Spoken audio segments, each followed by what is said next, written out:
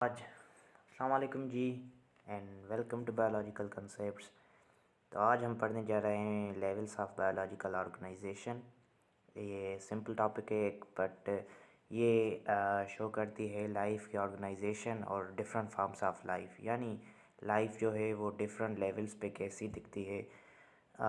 Basically इस topic का जो मकसद है वो हमारी लाइफ को या फिर लाइफ को एज ए जर्नल कनेक्ट करना है मैटर या फिर एटम्स के साथ। क्योंकि कहा जाता है कि कोई भी चीज़ अगर वो स्पेस ऑक्यूपाई करती है या उसमें मास होता है तो वो मैटर होती है। तो अगर देखा जाए तो सब लिविंग ऑर्गेनिजम्स जो हैं वो भी स्पेस को करती हैं और उनमें भी मास होता है, तो इसीलिए वो भी जो हैं उन्हें भी मैटर कहा जा सकता है। और इसी हिसाब से हम ये से कह सकते हैं कि ये जो मैटर है ये बेस करते हैं एटम्स के ऊपर। एटम्स जो है simply these are the basic unit of everything, यानी बेसिक यूनिट ऑफ मैटर, और मैटर की तो हर चीज़ बनी है इसीलिए। तो एटम्स जो है वो बेसिक यूनिट हैं सब चीज़ों के, और मैटर्स जो हैं एटम्स जो है वो साथ मिलकर बनाते हैं मॉलिक्यूल्स को। सबसे पहले तो सब एटमिक पार्टिकल्स होते हैं जिसमें हमें प्रोटॉन, न्यूट्रॉन और इलेक्ट्रॉन मिल जाते हैं। हमें पता है कि न्यूक्लियस होता है एटम के अंदर जिसमें प्रोटॉन और न्यूट्रॉन होते हैं, और इलेक्ट्रॉन्स उनके अराउंड रिवॉल्व करते रहते हैं एक इलेक्ट्रॉन क्लाउड के अंदर। तो बेसिकली एटम जो है वो सब एटमिक पार्टिकल्स से बना होता है। ये सब एटमिक पार्टिकल्स फिर इन टर्न बने होते हैं क्वार्क्स। तो एटम्स जो हैं वो अगर साथ मिल जाएं तो फिर वो मॉलिक्यूल्स को बनाते हैं। और मॉलिक्यूल्स जो हैं वो दो तरह के होते हैं, या तो ये सिंपल मॉलिक्यूल्स होते हैं या फिर ये कॉम्प्लेक्स मॉलिक्यूल होते हैं। अगर सिंपल मॉलिक्यूल्स की जो मिसाल ली जाए तो हमें इनऑर्गेनिक मॉलिक्यूल्स मिल जाते हैं, और ये इनऑर्गेनिक मॉलिक्यूल्स जो हैं वो बनते हैं एटम्स की सिंपल बॉन्डिंग के ज़रिए से। इनमें बॉन्डिंग कोवेलेंट भी हो सकती है और दूसरे किस्म की बॉन्डिंग भी हो सकती है।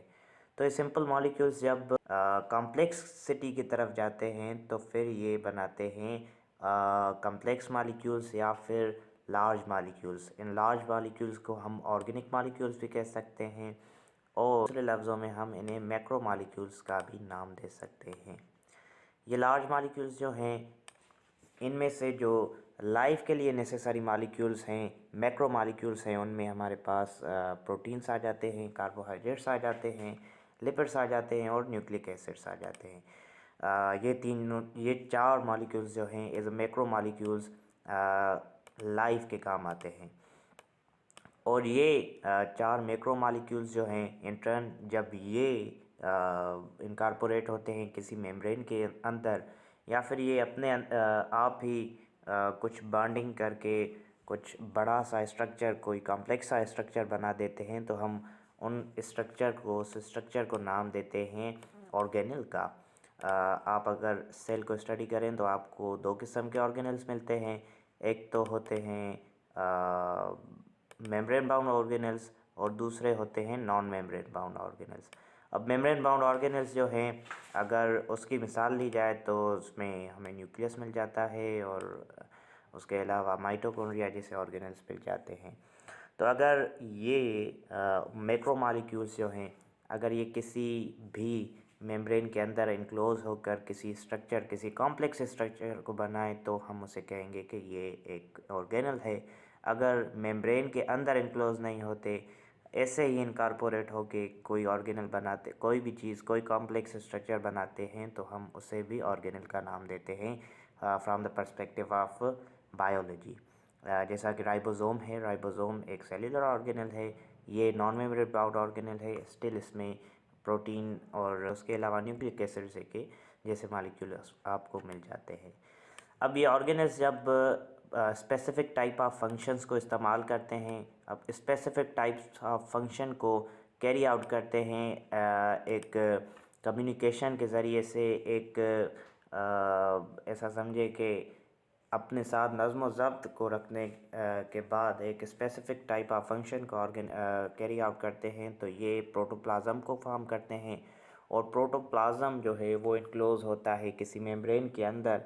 तो ऐसी चीज़ को, यानी प्रोटोप्लाज्म जो कि किसी मेम्ब्रेन के अंदर इनक्लोज हो, हम इसे नाम देते हैं सेल का।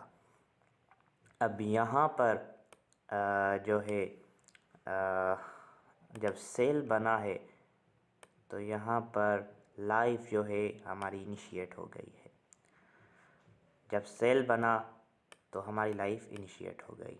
मतलब ये कि सबसे पहले सब एटमिक पार्टिकल्स थे, वो इनकॉर्पोरेट हुए, वो एक दूसरे के साथ मिले तो उन्होंने एटम्स बनाए। एटम्स जब करीब आए और उन्होंने एक दूसरे के साथ बॉन्डिंग की तो फिर वो मॉलिक्यूल्स बने। मॉलिक्यूल्स सिंपल बने और जब वो सिंपल मॉलिक्यूल्स लार्ज और कम्प्लेक्स मॉलिक्यूल्स में कन्वर्ट हुए तो वो ऑर्गेनिक या मैक्रो मॉलिक्यूल्स बने। और ये मैक्रो मॉलिक्यूल्स आगे जाकर जब ये मेम्ब्रेन बाउंड बने तो फिर इन्होंने ऑर्गेनल्स बनाए। और ये ऑर्गेनल्स जब इन्होंने काम करना शुरू किया, एक कम्युनिकेशन, एक कंट्रोल्ड इन्वायरमेंट में रह के, तो हमें प्रोटोप्लाज्म मिल गया। प्रोटोप्लाज्म क्या है? Protoplasm is a living part of cell. तो प्रोटोप्लाज्म जब किसी मेम्ब्रेन में इनक्लोज हो और हम ये कहेंगे कि सेल की फार्मेशन होना शुरू हो गई। तो सेल्स जो हैं हमें इस स्टेज पर मिलते हैं और हमें लाइफ भी इस स्टेज पर मिलती है। और इसके साथ साथ जो यूनिसेलुलर ऑर्गेनिज़म्स है जैसे कि बैक्टीरिया है और दूसरे जो यूनिसेलुलर ऑर्गेनिज़म्स है वो भी यहाँ पर आके हमारे बन जाते हैं। अब इसके आगे जो भी स्टेजेस हैं वो हम मल्टी सेलुलर ऑर्गेनिज़म के बारे में बात करेंगे। यूनिसेलुलर ऑर्गेनिज़म जो हैं वो यहाँ पर बन गए। अब वो अपनी एडाप्टेशन के ज़रिए से या तो कॉलोनीज़ में रहेंगे या फिर उनकी जो भी एडाप्टेशन होगी वो उसके हिसाब से सर्वाइव करेंगे। पर जो मल्टी सेलुलर ऑर्गेनिज़म है, जिसे कम्प्लेक्स होना है बहुत, जैसे कि हम इंसान हैं, उसको लाइफ की फार्मेशन जो है वो अभी भी थोड़ी कॉम्प्लेक्स, थोड़ी पेचीदा होने वाली है। तो ये सेल्स जो हैं ये एक दूसरे से कम्युनिकेट करते हैं, ये एक दूसरे का काम करते हैं और इसी वे में एक सेल्स का जो एक ग्रुप है वो एक स्पेसिफिक फंक्शन को परफॉर्म कर देता है, जिसके नतीजे में हमें मिल जाते हैं टिश्यूज़। यानी ऐसे सेल्स जो कि एक स्पेसिफिक काम को परफॉर्म करें। वो स्पेसिफिक काम उन सेल्स के अलावा आपकी बॉडी का या फिर किसी भी मल्टी सेलुलर ऑर्गेनिज़म की बॉडी का कोई और सेल ना कर सके, तो हम ऐसे सेल्स के ग्रुप को टिश्यू का नाम देते हैं। फॉर एग्ज़ाम्पल हमारी किडनीज़ में नेफ्रॉन, उनका काम है ब्लड को फ़िल्टर करना। अब आप अगर ब्रेन के सेल्स को देखें तो उनमें किडनीज़ वाले सेल वाला काम नहीं हो सकता। अगर आप ब्रेन सेल्स को देखें तो वो इम्पल्सेस को जनरेट करते हैं। अब किडनीज़ के जो सेल्स हैं उनमें ये काम नहीं हो सकता। तो किडनीज़ के सेल्स ने क्या किया? एक स्पेसिफिक फंक्शन परफॉर्म किया और ब्रेन के सेल्स ने क्या किया? एक स्पेसिफिक फंक्शन परफॉर्म किया। तो जो कि हम ऐसे सेल्स के उस ग्रुप को नाम देंगे टिश्यू का। अब टिश्यूज़ बन गए और टिश्यूज़ जब तय बतय एक दूसरे के ऊपर आना शुरू हो जाएंगे, वही टिश्यूज़ जिसमें स्पेसिफिक फंक्शन को परफॉर्म करने वाले सेल्स मौजूद थे, वही टिश्यूज़ जब तय बतय आना शुरू हो जाएंगे तो हम कहेंगे कि हमें एक ऑर्गन मिल गया। एक ऐसी साइट जहाँ पर जिस्म में लार्ज अमाउंट में एक स्पेसिफिक फंक्शन परफॉर्म हो रहा हो।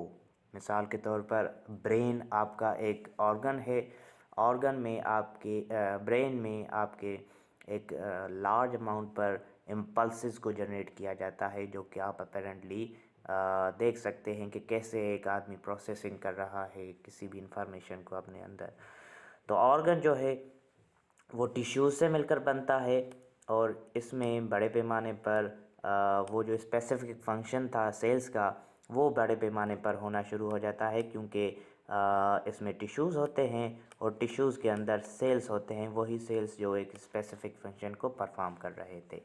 अब यही ऑर्गन्स जस्ट लाइक मैंने आपको कहा कि सेल्स एक दूसरे में कम्युनिकेट करते हैं और फिर एक दूसरे को एक स्पेसिफिक टास्क देकर वो परफॉर्म करवाते हैं। जस्ट लाइक दिस ऑर्गन्स जो हैं वो भी यही करते हैं और वो एक ऑर्गन सिस्टम को फॉर्म कर देते हैं।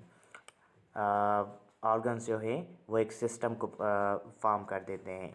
डाइजेस्टिव ट्रैक्ट है, जिसे आप गैस्ट्रोइंटेस्टिनल ट्रैक्ट कहते हैं, उसमें भी आपको मुख्तलिफ ऑर्गन्स मिल जाते हैं जो कि एसेसरी भी हैं और जो कि उसके मेन ऑर्गन्स भी हैं। अब ये ऑर्गन्स क्या करते हैं, ये मिलकर एक टास्क परफॉर्म करते हैं जिससे कि आपकी बॉडी को सरवाइव करने में मदद मिल सके। तो ऑर्गन सिस्टम जो है वो परफॉर्म होता है, ऑर्गन सिस्टम जो है वो फॉर्म होता है, वो एक स्पेसिफिक टास्क परफॉर्म करना शुरू कर देते हैं ऑर्गन्स एक दूसरे में कम्युनिकेट करके। और ऐसे ही हमारे आगे आता है एक इंडिविजुअल या फिर एक ऑर्गेनिज़म, जिसे हम ऑर्गेनिज़म का नाम देते हैं। बेसिकली मैंने आपको कहा था कि जो यूनिसेल्युलर ऑर्गेनिज़म्स थे वो सेल के स्टेज पर इमर्ज हो गए, और यहाँ पर मैं आपको कह रहा हूँ कि ऑर्गेनिज़म यहाँ बन रहा है। तो बात यह है कि अगर आप यूनिसेल्युलर ऑर्गेनिज़म्स को भी ऑर्गेनिज़म्स का नाम दे दें तो कोई मसला नहीं। अगर आप ऑर्गन सिस्टम वाले ऑर्गेनिज़म को ऑर्गेनिज़म का नाम दे दें तो भी कोई मसला नहीं है। मतलब आप बैक्टीरिया को भी ऑर्गेनिज़म कह सकते हैं और आप एक ह्यूमन को भी ऑर्गेनिज़म कह सकते हैं। अब ये जो एक इंडिविजुअल ऑर्गेनिज़म है, अगर इसको हम स्टडी जब करेंगे तो हम एस्पेक्ट्स हैं जिनमें इसे स्टडी करेंगे। इंडिविजुअल ऑर्गेनिज़म जो है अगर इसके जैसे कुछ और ऑर्गेनिज़म्स मौजूद हैं तो किसी भी स्पेसिफिक जगह पर एक स्पेशीज़ मौजूद है। सब एटॉमिक पार्टिकल्स हैं जिसमें प्रोटॉन है, न्यूट्रॉन है और इलेक्ट्रॉन है। ये मिलकर क्या बनाते हैं, ये मिलकर बनाते हैं एटम को। एटम्स फिर मिलकर मॉलिक्यूल्स को बनाते हैं और मॉलिक्यूल्स फिर मिलकर ऑर्गेनेल्स को। कैसे मिलकर ऑर्गेनेल्स को बनाते हैं, जब सिंपल मॉलिक्यूल्स कॉम्प्लेक्स मॉलिक्यूल्स बन जाते हैं और फिर या तो वो किसी मेम्ब्रेन के अंदर इनक्लोज़ हो जाते हैं, अगर इनक्लोज़ नहीं होते तो भी एक दूसरे के साथ बाइंड करते हैं। तो इसी सूरत में हम कहते हैं कि ऑर्गेनल बनता है। और ऑर्गेनल्स जब किसी टास्क को परफॉर्म करते हैं या फिर वो फंक्शनल हो जाते हैं तो वो प्रोटोप्लाज्म को लाइफ दे देते हैं। फिर में जाकर सेल बनता है। यहाँ पर ये एग्जांपल दी गई है, ये एक नर्व सेल है। और ये सेल्स जब स्पेसिफिक टास्क परफॉर्म करते हैं ग्रुप की शक्ल में तो हम इन्हें टिश्यू का नाम देते हैं। और ये टिश्यूज़ जब तय बतय एक दूसरे के ऊपर आ जाते हैं और किसी एक स्पेसिफिक चीज़ को बना देते हैं तो हम उस चीज़ को ऑर्गन का नाम देते हैं। और ये ऑर्गन जो है वो आगे चल के एक ऑर्गन सिस्टम बना रहा होता है, जैसे कि यहाँ पर नर्वस सिस्टम का एग्जांपल दिया गया है। और ये ऑर्गन सिस्टम्स जब मुख्तलिफ ऑर्गन सिस्टम्स जो हैं वो एक दूसरे में कोऑर्डिनेशन करके चल रहे होते हैं तो वो एक ऑर्गेनिज़म को बना देते हैं।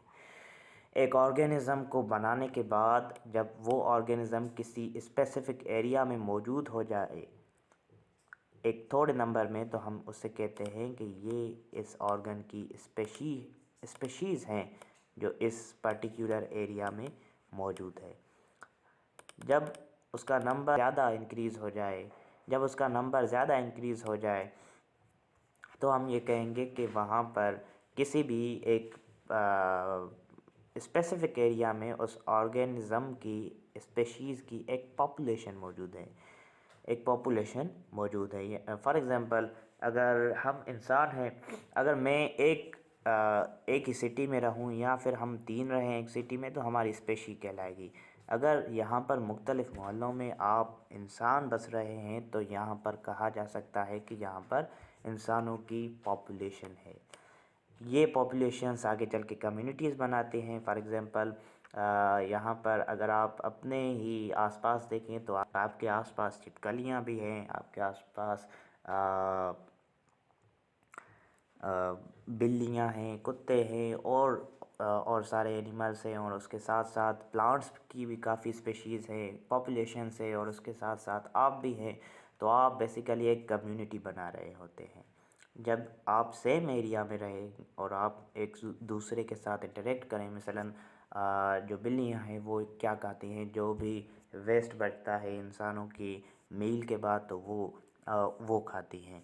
तो बेसिकली हम इंटरेक्ट करते हैं एक दूसरे के साथ और फिर एक दूसरे की लाइफ के सर्वाइवल को कंट्रीब्यूट करते हैं। तो इसी तरीके से हम एक कम्युनिटी बना रहे होते हैं और इस कम्युनिटी में अगर मिलाया जाए नॉन लिविंग सराउंडिंग्स को या फिर एबायोटिक कंपोनेंट्स को, फॉर एग्जांपल एबायोटिक कंपोनेंट्स में हमारे पास टेम्परेचर आ जाता है, हमारे पास वाटर आ जाता है, एयर आ जाती है और सारे चीज़ें आ जाती हैं जो कि एबायोटिक हैं पर लाइफ के ऊपर इफ़ेक्ट रखते हैं। अगर इस कम्युनिटी के साथ इन सारी पॉपुलेशन ऑफ डिफरेंट एनिमल्स के साथ साथ हम इन नॉन लिविंग कंपोनेंट्स को भी मिला दें तो हम एक इकोसिस्टम बना रहे होते हैं। और अगर डिफरेंट इकोसिस्टम्स को मद्देनज़र रखा जाए, जैसे कि एक इकोसिस्टम है जिसमें डेजर्ट है, दूसरा इकोसिस्टम है जिसमें टंड्रा है, तीसरा इकोसिस्टम है जो कि दोनों के करीब है जिसमें आपकी एक्वेटिक लाइफ सरवाइव कर रही है। तो आप ऐसी ग्रुप ऑफ इकोसिस्टम्स को आप कह सकते हैं कि ये बायोस्फीयर है। बायोस्फीयर या फिर बायोस्फीयर इसकी माने ये हैं कि वो अर्थ का स्फीयर, अर्थ का वो पार्ट जहाँ पर लिविंग ऑर्गेनिजम्स किसी भी फॉर्म में मौजूद हो। That's all. Thank you.